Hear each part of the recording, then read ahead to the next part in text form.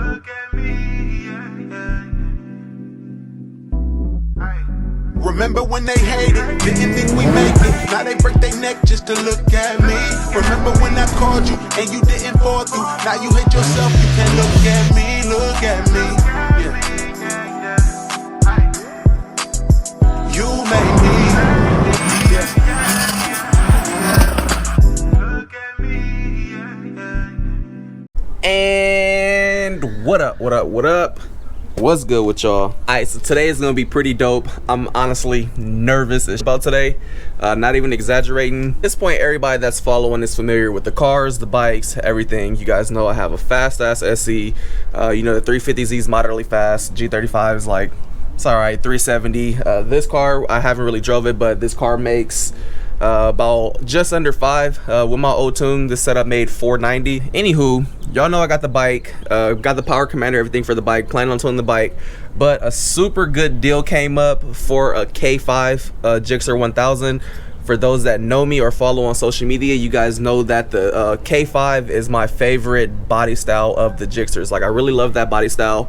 And from what I've read and, you know, discovered about the GSXRs is the 05, or the K5 I should say, is literally like the pinnacle year for the GSXR. Like, most people that prefer track bikes and, you know, that love GSXRs prefer the K5 just because of that year. That's where, you know, it's basically like a monster. But without getting into too much history and all that stuff, the other day I found a K5. I went and checked it out. It looks sick. So I ended up hitting the dude up again, like, yo, you know, I've never rode anything that fast and that powerful. A stock 1000 would have been fine, but it turns out that this bike has been fully rebuilt, motor and everything, has bolt-ons, power commander, and this bike actually dynoed at 193, which is a lot of power for a bike.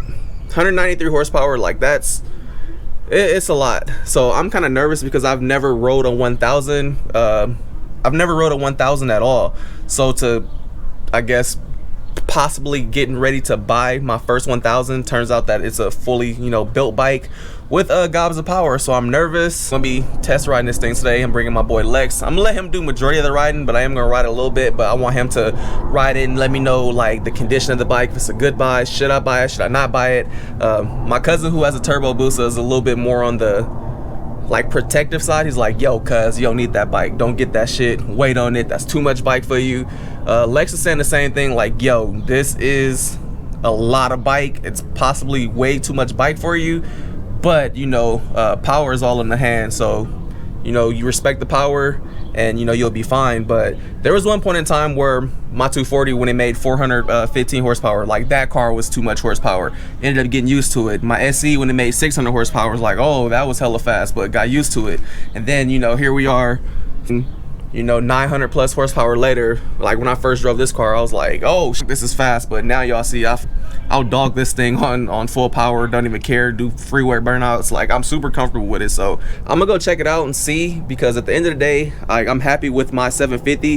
The only reason I would be considering getting this bike is just because I love this body style, and it would be dope to have a K4 and a K5, you know, under my belt. Before we gear up to go head out to meet Lex and go check out this 1000, I'm gonna be pulling my bike out for a second, checking some stuff. I want to see how this exhaust fits.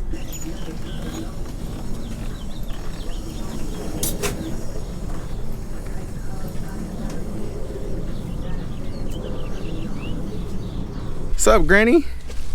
YouTube said, where you been? Keeping my ass away from you. So they want to know, how do you feel about me having a bike, Granny? I hate it. She hates it. She hates me having a bike, but damn near all her old boyfriends, my grandfather, and everybody else that she done dated didn't have bikes. How you gonna be a hypocrite? How you not gonna want me to live up to my grandpa legacy? All of my pawpaws.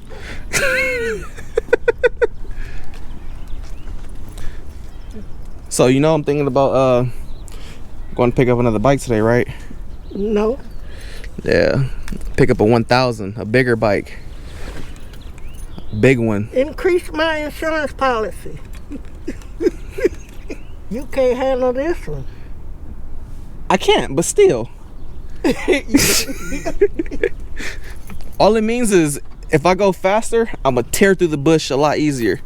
Mean you gonna tear your ass up a lot easier. You know that saying when they say it hurts more if you don't punch through something? It hurts more if you don't break through the tree. I just gotta make sure I go really, really fast when I hit it. I tell you, asphalt and ass don't mix.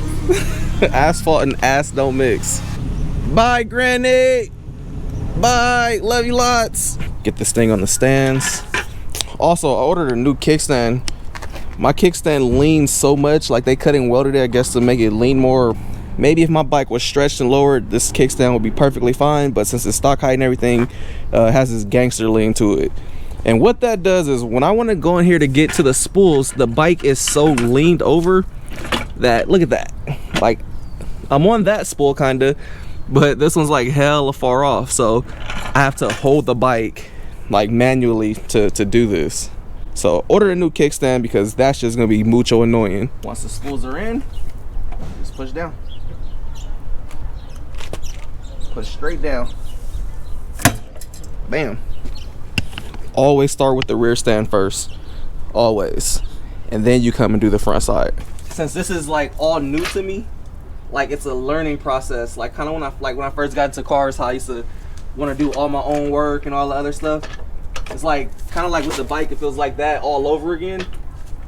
Just because everything feels so new to you. It's like the whole learning process is actually, you know, pretty fun. And that's all it takes to get the bike on the stand. Hella simple, straightforward, but I didn't show y'all the last time in the last video, so there she goes. This is the Delkevic exhaust right here that I'm about to be throwing on here. And this comes with a mid pipe already, so I'm pretty sure this is a mid pipe that was welded on here or something. Already had this loose. And I just want to see how much of this I'm gonna have to change to get this to line up and fit. Like it's looking like I'm about to have to cut it like somewhere right around here, because it looks like the mid pipe is hella far back. Like look at that. That thing is hella far, yo. Yeah, this ain't gonna be it. Fuck no. Even if you turn it this way, like nothing. Yeah, nah. This ain't gonna be it. This shit hella far. Just ain't the move. So what needs to happen is this needs to probably get heated up or cut, probably more than likely cut this down here, slide this on closer to there, and then hopefully get this thing to come up kind of about right here. That way I can get it to hook up properly. But yeah, this isn't the move. So even though this isn't how it's gonna be mounted, it still needs to be modified. I guess we can check it out and hear how it sounds at least.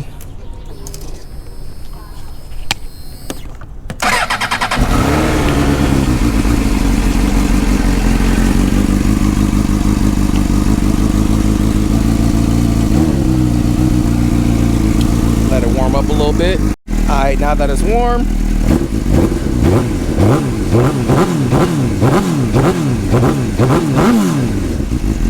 hella quieter. Woo, hot. Woo, hot. Damn, as soon as you take it off, it almost wants to stall. See that?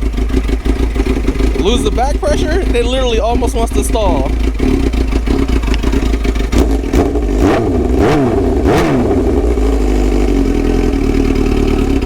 That is a clear indication of back pressure. Look, it's hella fumbling.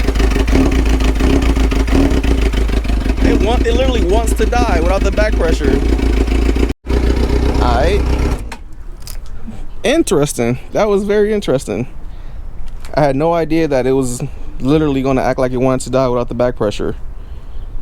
Minor change in plans. So I'm going to hit the jankies right now, see if I can cut this mid pipe that they welded on here, and see if I can get all this stuff to line up. And hopefully I can get the exhaust and everything on today. Depending on how long this may take, this might end up being a separate video. Might have to two-part this video with the ride because this might take a cool little second. So we'll see. We'll see what happens. We'll see what the time frame looking like. Just pulling up to Jankies now, and we're getting ready to try to cut this.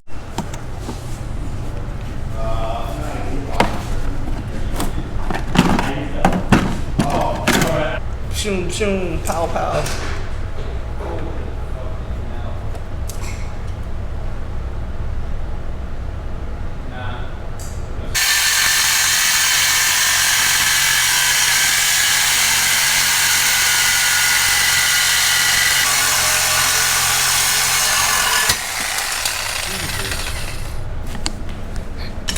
So yeah, they put this over the factory exhaust. So the little stock one right there, a little poom poom pow pow. Well, we got most of it off. Start it up. This shit's about to be hella loud.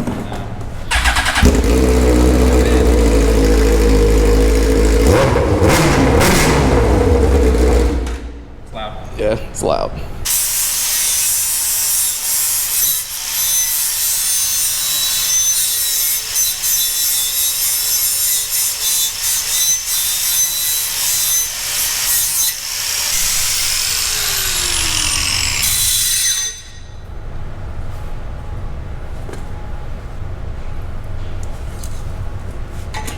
But that should be it. Oh, there we go. Look at that. Perfect. Big oily fucker.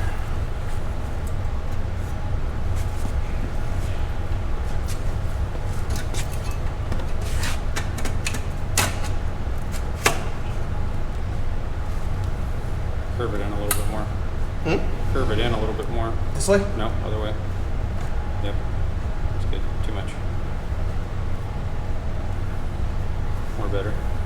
More better. That looks hella better than anything else that was on there. So this is the old pipe that was on there. And then just took the baffle out. Janky said this shit's a little power robber, so pulled that thing out of there. That goes in your butt. And this is how it's looking with the new exhaust on there. New delkevic. I kind of should have turned this shit a little more that way. But looks good though. Start it up in a second. Start it up.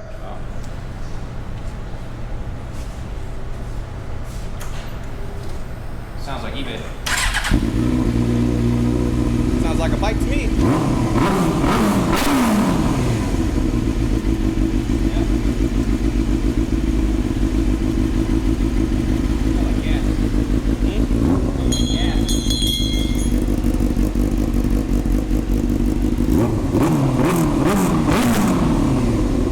So just now getting back to the house, rode it. It's definitely a lot quieter. Haven't really got on it to be like, oh, the back pressure made a difference. Kind of just cruised it back home. But looking at it right now, like, it's growing on me. Starting to like it. I definitely love the shorty look, but you know, this is gonna take some time getting used to. It's definitely a lot quieter though, so I'll be able to hear music and everything while I'm riding. Let me give y'all one more exhaust clip with it outside of the shop.